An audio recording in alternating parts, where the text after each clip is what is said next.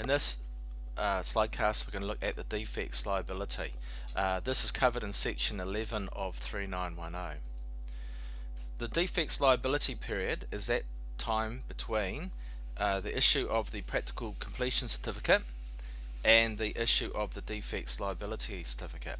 You'll recall that the practical completion certificate is issued at the end of the actual construction period by the engineer. What it says is the works have been completed to the standards required by the contract.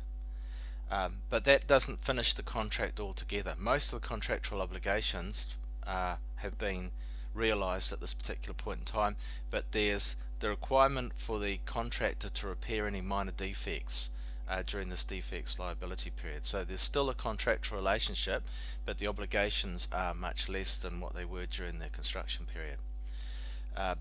In this defects liability period, the contractor has to repair any defects from defective workmanship or materials in the contract works, and usually that's pretty minor stuff.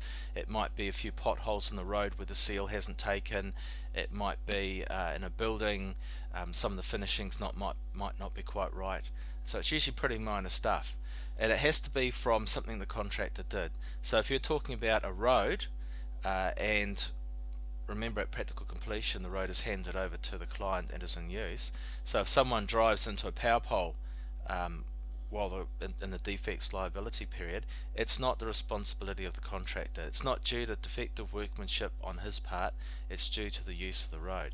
So the defects liability period, the contractor is only responsible for defects from his own lack of workmanship or bad materials.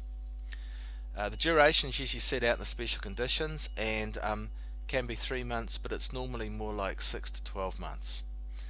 At the end of that defects liability period, the engineer does an inspection and determines that the contractor has repaired any defects that might have occurred. If defects occur during the defects liability period, the engineer is the person that is told by the client and orders the contractor to fix it. So he'll make sure that whatever he asked the contractor to repair has been repaired, and then he'll certify that the defects liability period is finished, and that's what the certificate does. When the defects liability certificate has been issued, the client, the principal, has to release all remaining retentions. You'll recall that retentions are money that the principal holds back to basically keep the contractor honest. Also, the principal has to pay any outstanding payments, so there might be additional bits of work, or there might be monies owing. They have to settle a bill, so to speak.